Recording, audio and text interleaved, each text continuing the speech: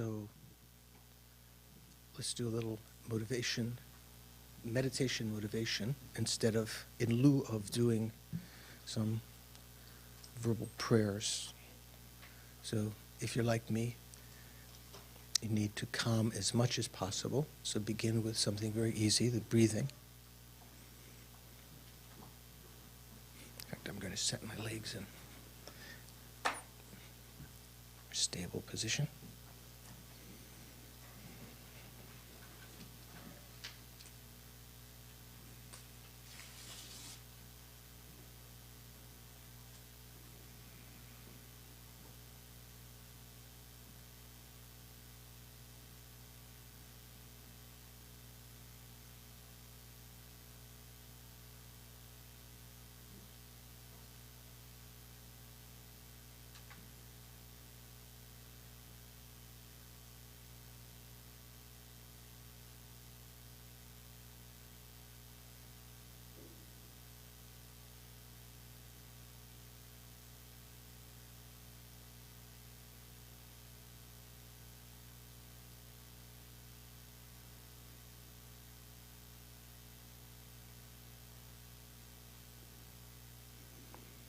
As you're watching the breathing, let go of other thoughts, even if you can let go of the sense of an observer, just as though being the breath.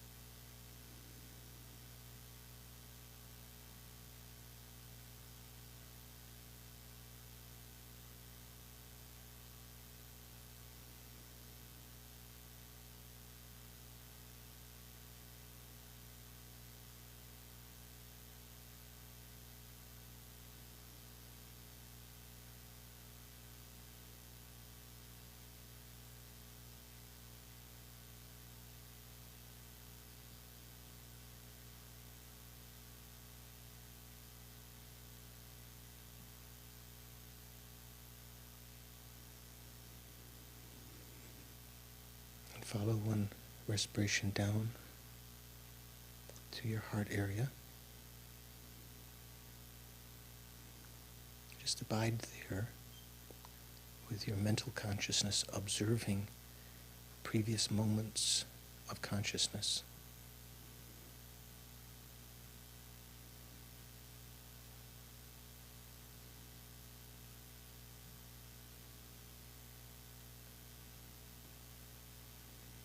Learning to extricate yourself, not getting stuck into any of the thought patterns that arise, not getting involved in them, just letting them go.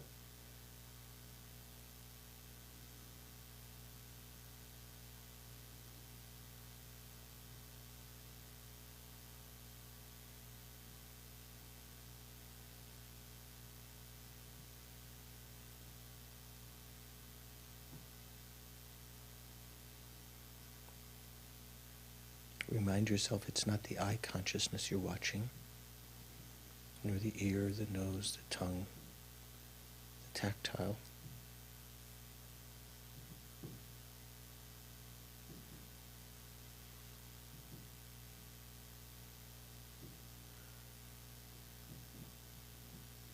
First, just the events of the mental consciousness, what's arising within it.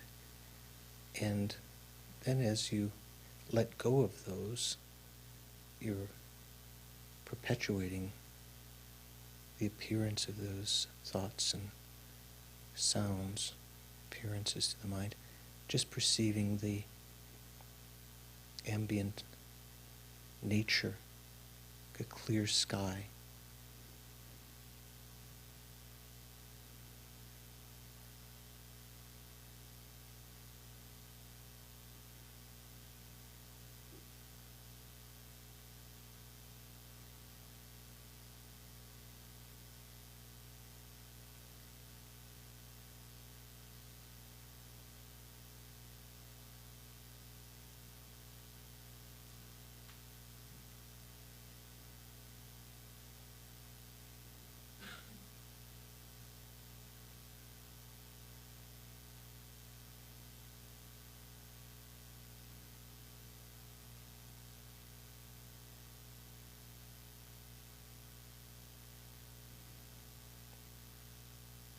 Let go of the body, let go of the sense of I.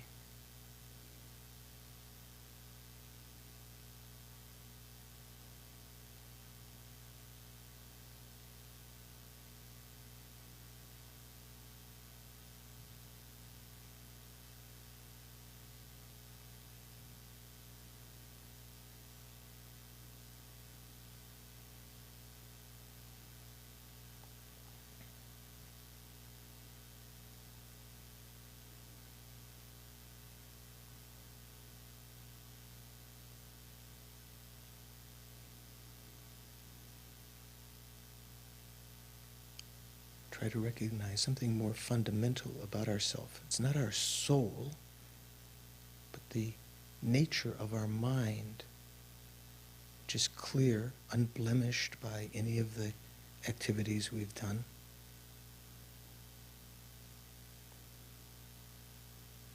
All the mental states being just transitory events within it, like clouds in the sky. Some white, some black.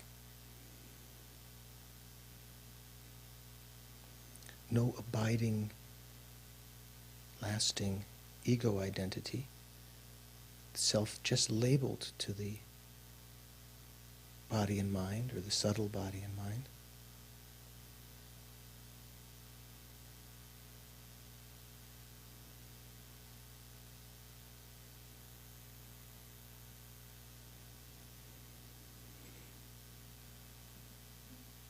All the appearances that occur arising because of karma,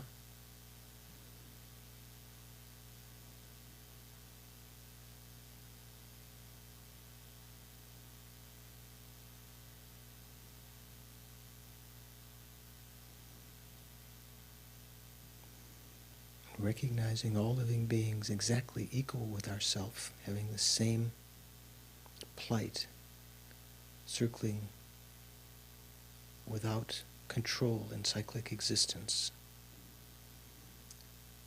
sometimes experiencing some pleasure, some respite, some relaxation, but quickly dissipated, quickly gone. Most of the time experiencing very unsatisfactory, very fearful, suffering states of hell, and as ghosts, as animals, even some states as humans. Obviously suffering.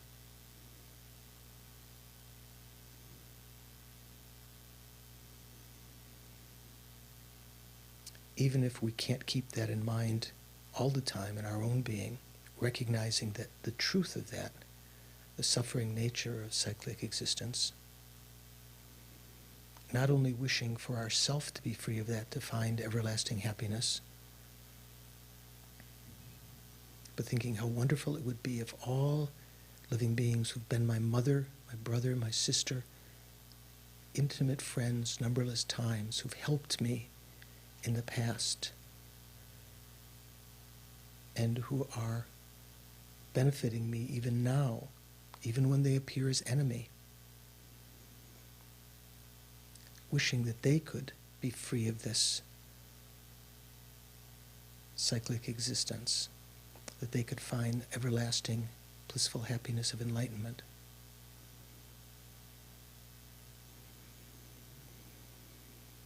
Knowing the path to that has its stages, and in order to understand the subtle intention, the profound intention of the Buddha, I'm going to listen, study again tonight, think about, contemplate, even meditate during the class on the various philosophical systems that Buddha presented to lead people to the subtlest, most profound view of emptiness, so that I can achieve the two goals, the goal of others, the goal of myself. The goal of others, from my perspective, is to achieve the two form bodies that can benefit others, the Nirmanakaya and the Sambhogakaya, the emanation body and the enjoyment body. And the welfare of myself, the aim of myself, is to achieve the wisdom Dharmakaya and the nature Dharmakaya, the Svavavikakaya.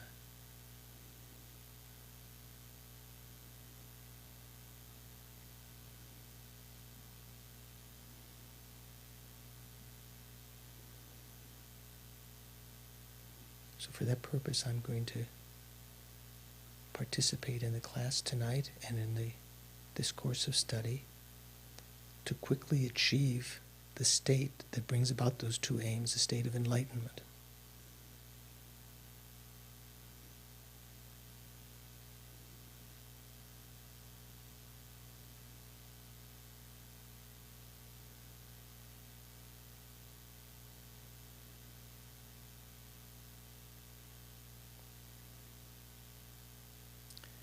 Relax. Bring your attention back.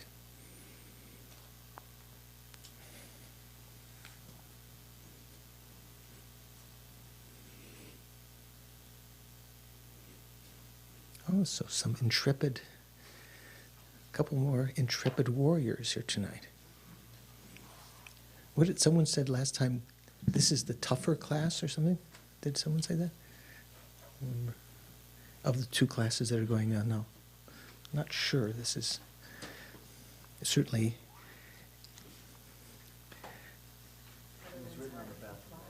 the other one's harder to apply, or this is harder to apply?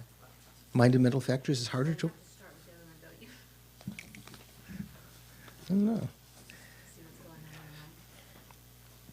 This is one of the first classes that they study in the monasteries. Usually, mind and mental factors is studied later, but so. Some of you may have read ahead or reviewed what we said before or have questions about what we talked about. So let me first check if anyone has questions. Thea, you have some question? No? Karen? Frank must have a question. He's going. This is your last day, right? Oh. Mm-hmm. Really? Okay. Who said that? Patton? Arnold.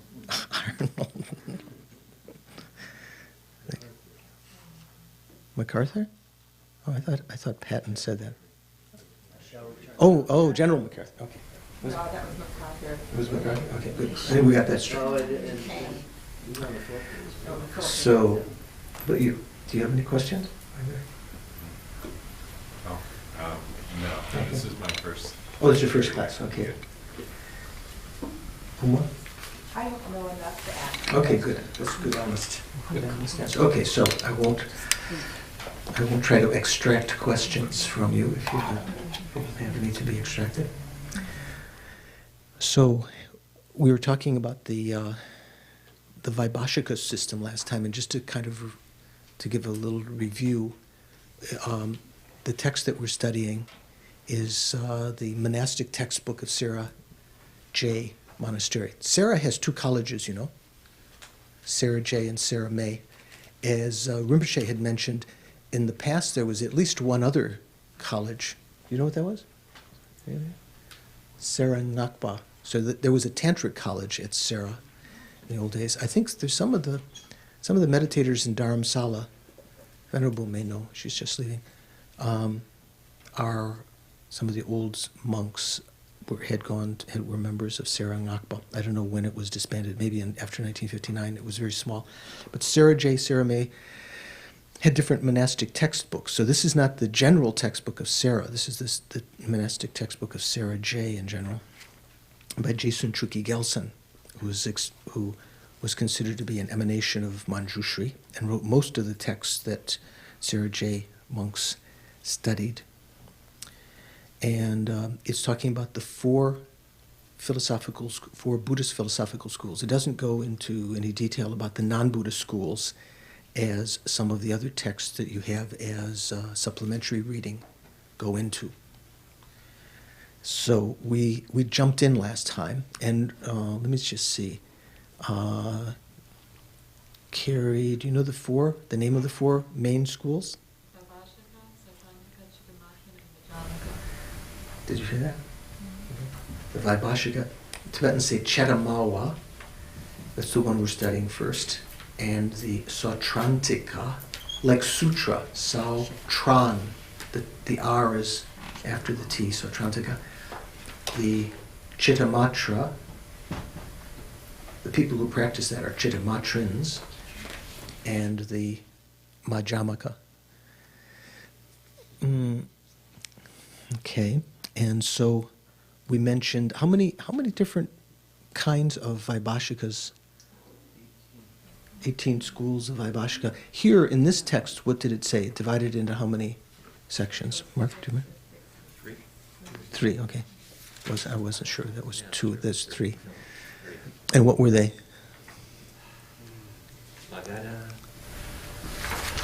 Kashmiri, and the one she just mentioned. The Operantics.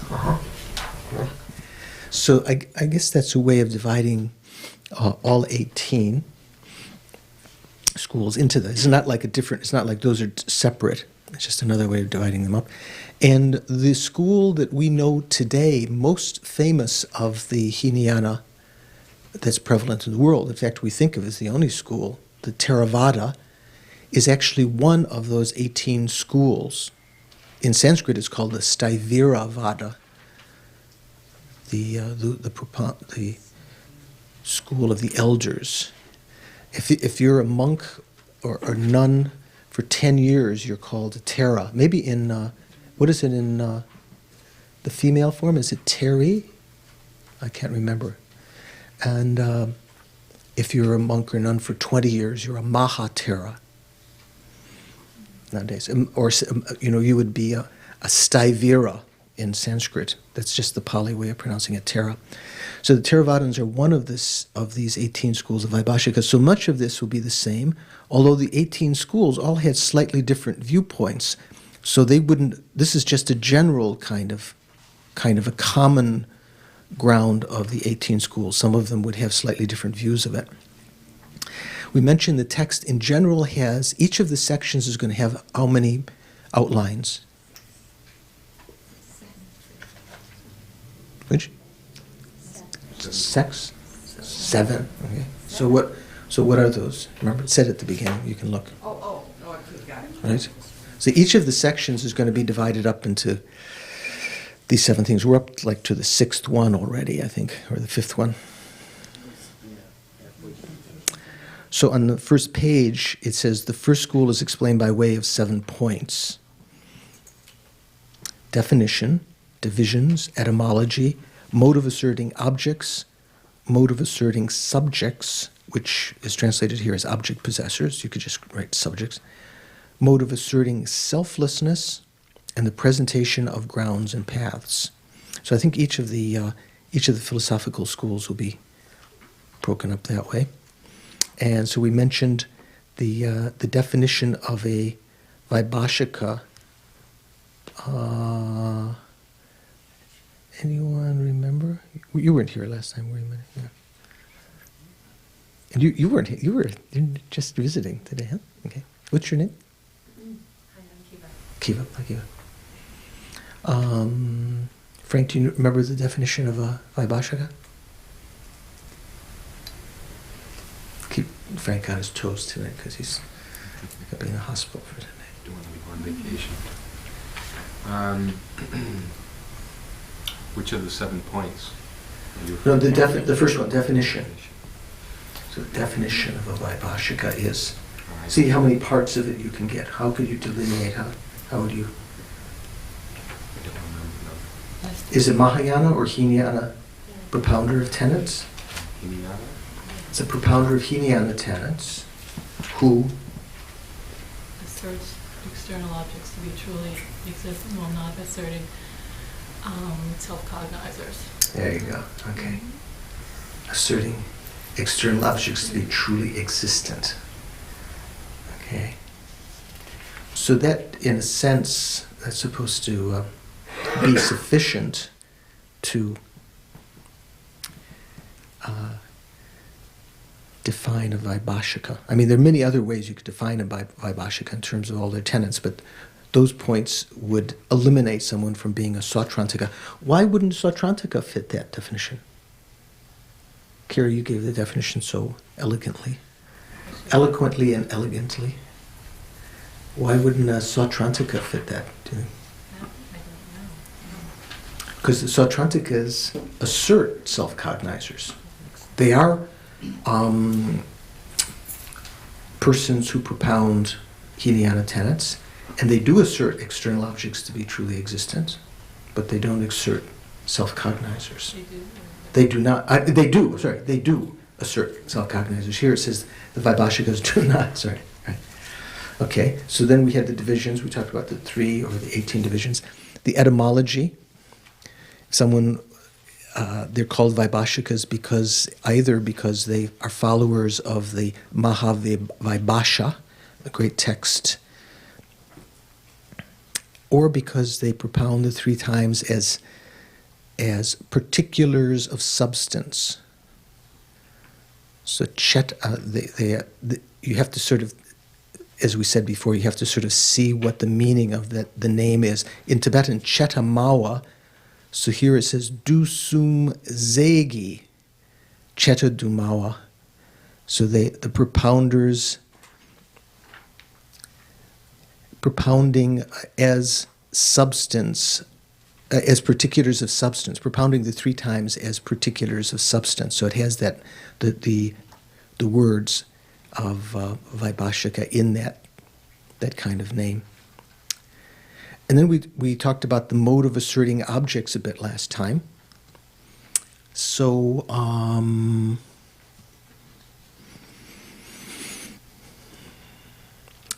we said that there are, the definition of a thing is that which is able to perform a function. In fact, that definition, I believe, is something which all the Buddhist schools accept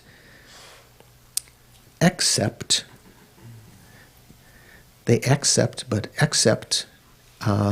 upper tenets say that there are no permanent things. Nothing that's permanent is able to perform a function. The Vaibhashikas have the feeling that something like space, non-compounded space, could actually perform a function, something which is permanent.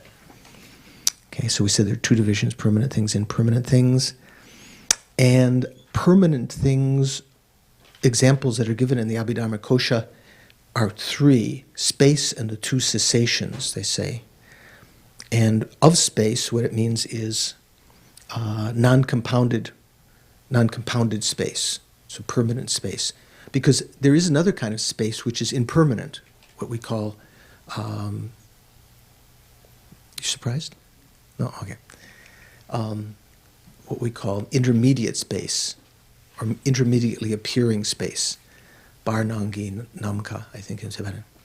So that's like when you look in the sky and you say, oh, look at space. There's outer space, something that's an object of eye consciousness. If it's an object of eye consciousness, it has to be impermanent, right? Something's an object of eye consciousness. Right, Venerable? Can you see anything that's permanent? Is it space permanent that you see? No, the space that uncompounded space, or non-compounded, however you want to call it, non-compounded space is permanent. But you don't see non-compounded space. You can't see non-compounded space because it's permanent. The objects of eye consciousness have to be impermanent. They have to be either shapes or colors.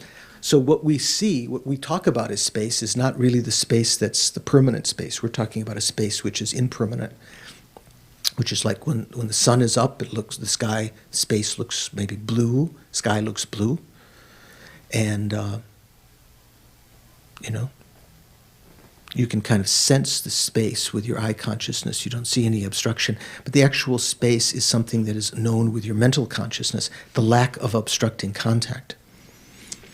Okay, and we talked about the two cessations. George, it gives us examples of permanent and impermanent things, but it doesn't tell us how to distinguish some new thing as being permanent or impermanent. Mm-hmm. So, if we check the definitions, I think the definition of impermanent is that which is momentary. In Tibetan we say kechikma. That which, in other words, that which changes moment by moment. Every instant, what arises is different than what was there the previous moment. So we might think modern science, like if you look at the table, if you look at the cup, you might think of it as permanent, or especially a boulder. But if you're familiar with science, you would very simply say, oh yeah, I know that everything is moving. Every instant it's slightly different. Or like the stream. Who is it? The famous Greek philosopher who said you never step into the same stream twice. Who was that? Who's the philosopher here? Venerable, do you know? I can't remember. No. Do you know? Okay, someone out there who's watching this DV is saying, how come they don't know? And I've forgotten. A famous Greek philosopher, I think. Atisha is said to have liked to stop by streams and watch the stream and meditate on impermanence, because a stream looks the same, or a waterfall looks the same, right? But every instant the atoms, the molecules within it are different. There's a river near Borobudur in Indonesia, on Java, that supposedly it's recorded historically that Atisha sat and meditated. Someone brought me when I was visiting Borobudur is a good place to meditate on impermanence. So if you want to meditate on impermanence, that's a good place to do. You can go to a waterfall or to to a river. Or if you're really like one of these city dwellers who doesn't have those, you just turn on the faucet and just watch the faucet going. So impermanent things are momentary. Permanent things are non-momentary. That means moment by moment they remain the same. Say, for instance, when we talk about cessation, once anger is ceased from the mind by the application of its antidote, it is not as though one moment there's a little bit of anger and it's sort of vast, sort of oscillating in and out or something like that. It's gone forever. It doesn't come back. It's not so much the forever part, but the fact that it is not there. It is not coming and going when it's been ceased. When we have not ceased anger, even though we might apply temporal antidotes, it might anger might start to rise and we have to apply antidotes, and then we might go down. Sometimes when we're not as successful and our mind is more frustrated, it'll get up bigger. At other times we might be very successful, but that anger at that point has not been ceased. So that state is one that's momentary. It's changing. So by cessation, are you referring to the seeds have been removed as well, so they can't reappear, or that it's just not manifest? That's right. There's the other kind. Actual cessation, we talk about true cessation, is one in which the seeds of the delusions have also been abandoned. Not necessarily their imprints, because the imprints are something even more subtle, but the seeds are what cause the delusions to rise. Like when we talk about, in the Mahayana sense, when the delusions and their seeds are abandoned, there might still be the imprints of those delusions that are called knowledge obstacles. But here we'll see in the Hinayana, especially in the Vaibhashika, they don't talk about obstructions to omniscience. They don't talk about knowledge obstacles. Okay, and then we had another. When we're talking about objects, there are other ways of dividing objects. We said there are conventional truths and ultimate truths, and so this is kind of quaint. Conventional truths are things that will, the apprehension of which disintegrate if you either break them or you analyze them into parts. Whereas ultimate truths are things that cannot be either broken or the apprehension of which disappears when you analyze them in parts, such as partless atoms, partless moments of consciousness, and what else? What's another one? And the non-compounded. Well, objects maybe not is a good word there, because objects in general, according to the lower tenets, are impermanent things. So you say the non-compounded phenomena, or in these tenets you say non-compounded things, because things can be non-compounded. And then also another way of talking about objects, I'm not sure if we saw it there, was in terms of the what do you call it?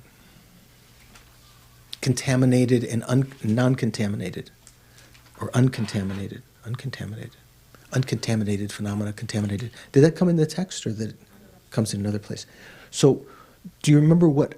In fact, there's a the flavor of the Abhidharma Kosha very much is that's one of the major ways they divide phenomena up into the contaminated and uncontaminated.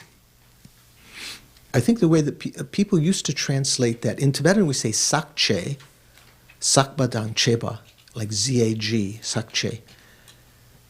And sakme means without contamination. People used to translate that from the Sanskrit and the Pali as with fall and without fall, which doesn't sound too illustrative to me. Maybe it has some kind of taste when you understand what the implication is.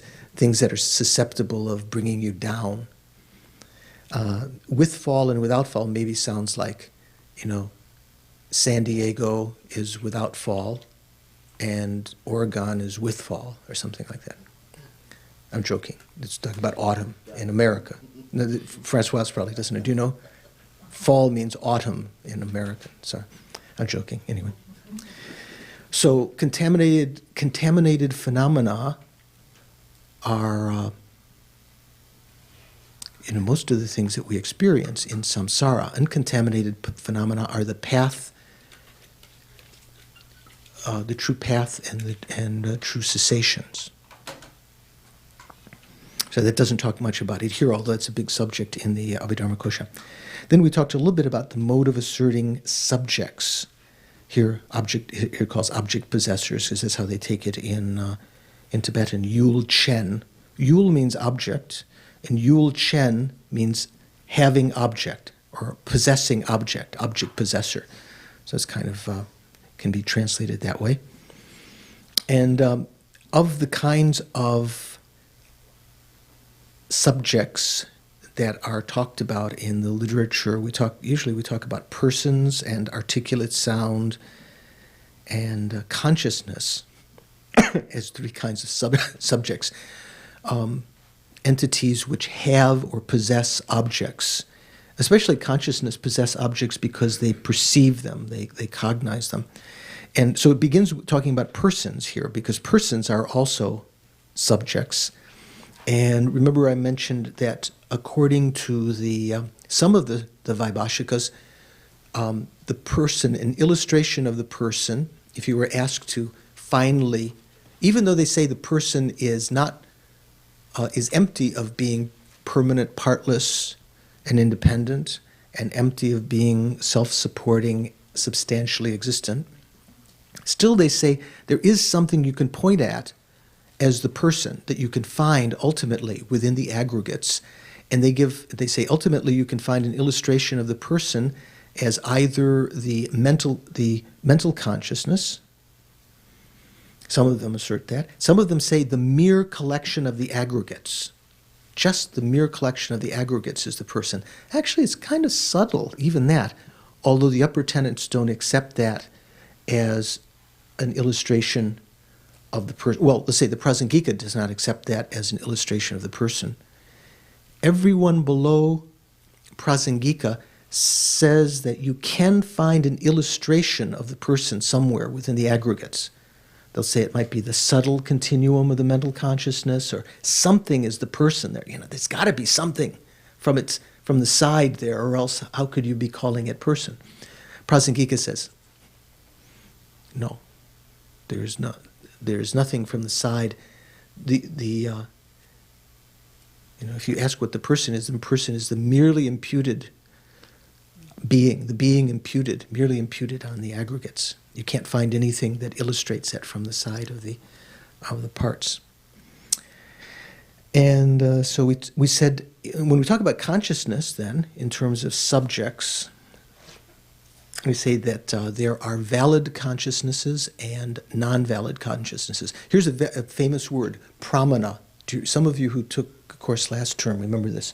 You remember pramana? Pramana? He's thinking very hard. You remember? It sounds familiar. I remember the word, but I just can't remember what it meant. Okay. It's not that ice cream. That's pralines. Pralines. Pramana. Don't get it mixed up with that. Promenade. Promenade. That's not promenade. Lemonade. Pramana, or valid cognition. Well, some way maybe you can just say that which is valid, because we say there are valid persons and valid speech, although those are supposedly only etymological divisions of pramana.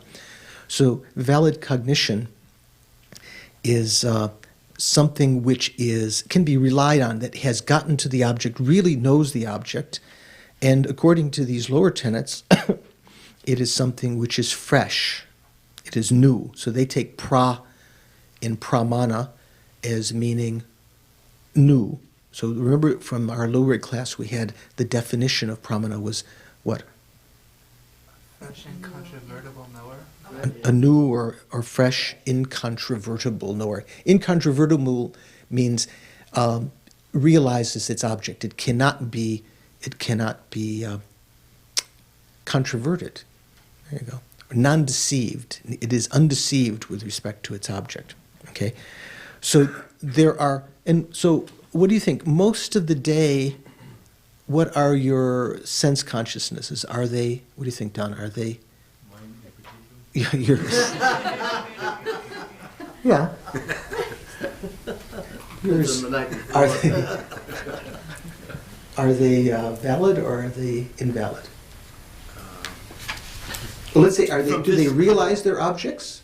Because to be valid means they have to be fresh. So it's only the first instant of any train of thing. Are they realizing consciousnesses? Do they realize their objects, or is most of our visual, audio, what's this one called? Olfactory, gustatory, tactile consciousnesses, are most of them erroneous and they don't realize their objects? I think it depends on the different schools, but I think in this case, I think most of them are not new, but they do realize the conventional object. Yeah, generally, it's rare that our sense consciousnesses don't realize their objects. Sometimes we have distorted states of consciousness, but our mental consciousness has probably more often the case. Well, not say more often the case. A lot of the time we have non-realizing consciousnesses. Like when we talked about the 7 ways of knowing in Lorig, some of those were, wrong consciousness doesn't realize its object. Remember? And doubting consciousness, what do you think, Venerable? Does doubt realize its object? I wouldn't think so. What about doubt thinking, the Dalai Lama is probably a Buddha, but I'm not sure, but probably. Is that a realizing consciousness? Does that realize its object? Not directly, is it? No, it's not, it doesn't really realize because it's too pointed for one thing. It hasn't reached any certainty. Even a correct belief, that thinks Dalai Lama is Buddha or something like that. Even that is not a realizing consciousness. It's not until you have an inference with your mental consciousness that you can realize something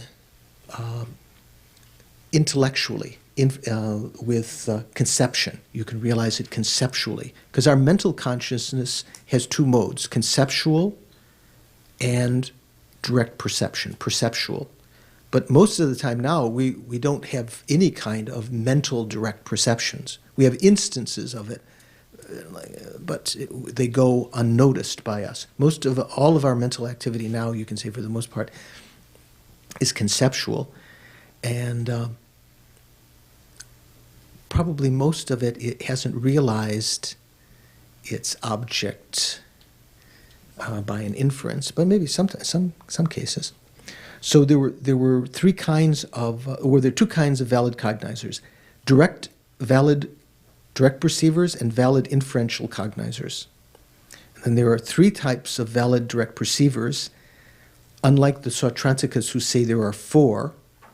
Remember, because there are sense direct perceivers, mental direct perceivers, and yogic direct perceivers. Yogic direct perceivers are a special kind of mental consciousness. You might say they're still, in a sense, they're still mental direct perceivers in a certain sense, but they only arise with respect to a certain state of mind, a union of shamatha and vipassana as a basis, and they only have certain objects. Here for the Vaibhashikas, the only objects of yogic direct perception are what? Do you remember? Did we get that far? Gross and subtle selflessness of persons, and subtle impermanence. Those are the only objects that they qualify as being objects of yogic direct perception that I see here.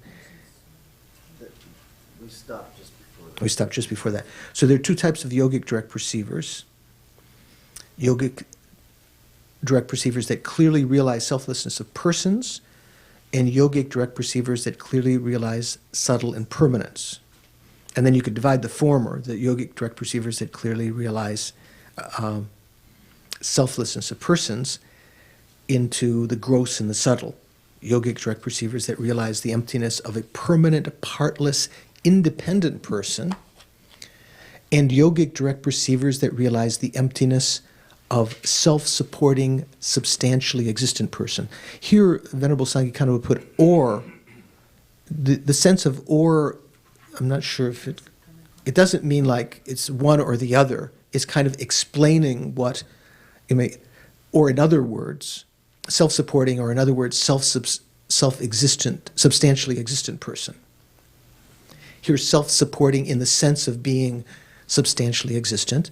The word or doesn't appear in the Tibetan Rankya Tukbe, Tukya, Zeyu. So you could say self-supporting, substantially existent person. So this is very, very important, this concept, these 2 different levels. Have you heard, Venerable Enji, you've heard this before? These 2... A self-supporting. These 2 kinds of selflessness of persons? Or the opposite is the self of person. So the Buddhists, all the Buddhists in general say that the Vedic schools, this is why some of the Vedic schools, Vimal may know this, they say that the Buddha was which emanation of was it? Not Brahma, Vishnu, do you know? Eighth incarnation or something. But they say he was kind of like, he appeared in order to show the wrong path. This is the Vedic presentation, so that the right path can be better understood.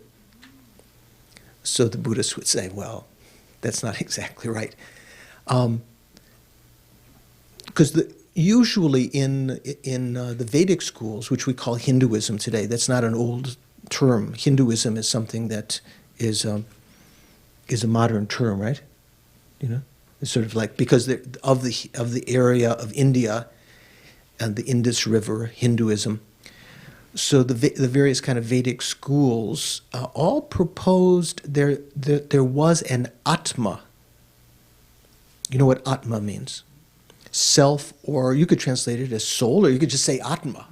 Why bother translating it? But I mean, that's kind of like, if you look at the attributes of it, it looks like what in religion and philosophy is called the soul, or we call the self.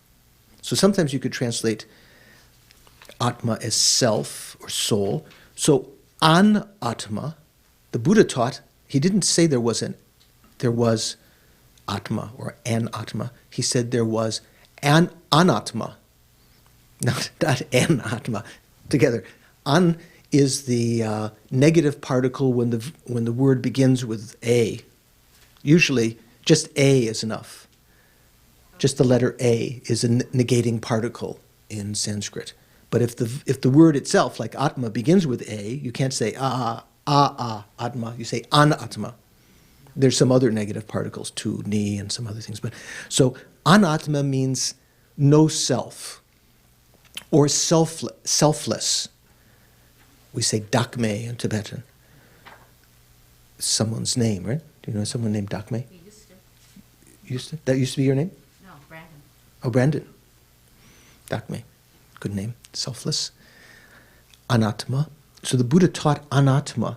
And so, but what he was saying was something very, very profound. In fact, it's the core of the Buddha's message. What all of the other method side of his teachings were all getting to, talking about selflessness, or that which is selfless. So what one tries to recognize this. So what he was saying was that there is some of the Vedic schools propound that there is a permanent, a partless and independent Atma that exists, and the road to liberation, moksha, involves realizing this. And if one can merge with that great Atma, that one can find nirvana. The same words. The Buddha. How do you say? What do you say when you? Appropriate? There you go. Appropriated, used the same words that were already in common convention at the time: karma and klesha and atma and so forth, and moksha. Isn't that mocha? Don't get excited. Moksha. And nirvana and so forth. So the fundamental kind of assertion, all the Buddhist schools would assert that there is no permanent, partless, independent self or soul or atma. And here, even in the Vaibhashika system, that's considered to be the gross selflessness of persons. Okay? To realize that the person who is designated to the body and mind is empty of, you can use the word empty here, although they don't call it emptiness in general, is empty of a permanent, partless, independent person. Permanent can't be, because everything about us, even our subtle mental continuum, our body, everything about us is momentary. We're changing. There is nothing permanent about us. So in Christianity, do they talk about a permanent soul? Yeah. So we'd have to check. From a Buddhist perspective, there is an eternal mental continuum, but we distinguish between something which is permanent and eternal. Remember we talked a little bit last semester about the difference. Something could be eternal and impermanent. Like what? No? The sky? The sky? No. The sky is not eternal. Which sky do you mean? You mean space? No, that's permanent. That's space. What were you going to say, Lisa? No. Certainly, emptiness is not eternal, and because it always refers to something, the emptiness of the rose and so forth, or emptiness of the book, and it is permanent. So, what is something which is eternal and impermanent? Consciousness itself is an impermanent phenomena. It's one of the bases upon we label the person. Yet it is eternal. It doesn't have an end from the Buddhist perspective. Well, from the higher tenets. From the Vaibhashika point of view and from the Sautrantika, once we attain nirvana, consciousness ceases. But we could talk about from a Mahayana point of view, there are some things which are eternal but impermanent. So eternal doesn't mean the same as permanent in general, although the words might be mistaken for one another. So here we're talking about the lack of, the Buddha said, there is no permanent, partless, independent person as was put forth in the Vedic teachings. A permanent soul, partless, that is, it cannot be divided into, various aggregates and so forth. Something which is without parts. Because the self itself, the Buddha, one of the basic teachings the Buddha taught was the person was designated or imputed to the collection of 5 aggregates. Remember, the 5 skandhas. So we have parts. It's not as though, in fact, none of them are the person, but the person is dependent upon those 5. So the person is not partless. And the person is not independent in the sense that can be understood from the sort of Vedic teachings of something which is independent. Like, also, there's a lot of philosophical debate, I think, in the sense of the Godhead in Christianity or other religions, whether that is totally independent. The sense, I think, of these religions when they talk about the Godhead being independent is that it can't be influenced by other things. It's the influencer. But from a Buddhist perspective, anything which influences other things is going to be something which is a creator has to be impermanent. It has to change moment by moment. It has to create at various times. So it's different moment by moment. And it does depend on causes and conditions. So that sense of the person, a permanent, partless, independent person, is a direct refutation of the sort of the Vedic systems. That's called the gross selflessness of persons, because that doesn't occur to people's minds intuitively, innately. That's something that comes about from inculcation of philosophical tenet, that there is a permanent, partless, independent soul. Okay, so that's called the gross selflessness of persons. The subtle selflessness of persons is something that does occur innately. Our sense of being substantially existent in this sense. Substantially existent has many different kinds of instances that are found in the scriptures. There's different meanings of substantially existent. Here is talking about a self-supporting substantial existence. So what does that mean? There are phenomena which are, from the lower tenets point of view, there are 2 kinds of phenomena. Another way of dividing them up,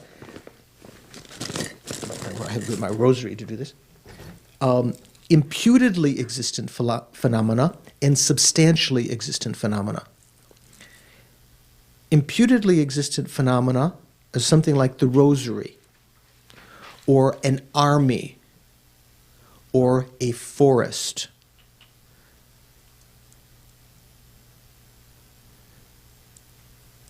An imputedly existent phenomena is one in which you cannot perceive the phenomena at first unless you perceive the whole collection of parts.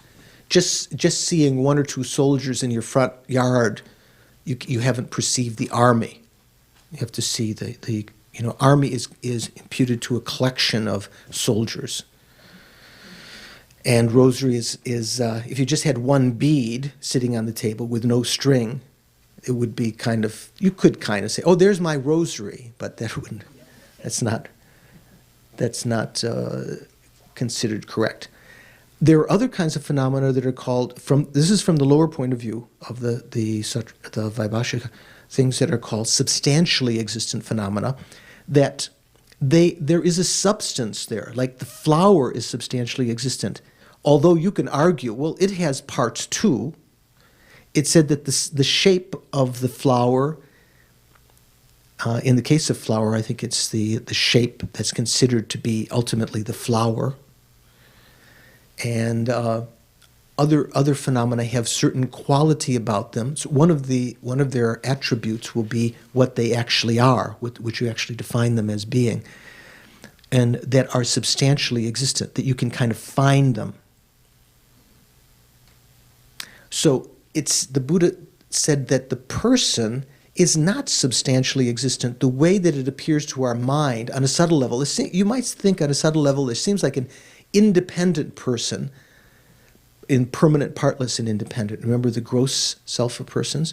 That independent, though, is even grosser than what you're thinking of. Here, when we talk about a substantially existent person, there seems to be one which is like a substance from its own side, like the controller. I like to give this example, like the taster. Like why do you put the chocolate on the tongue? Why do you nuzzle noses, I was just teasing. Dorje was seen to be nuzzling noses last week. Why do you... Why does one...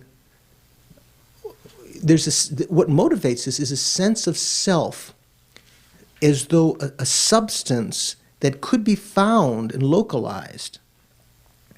Here, that is kind of self-supporting. It's the example that's sometimes given in the scriptures is this.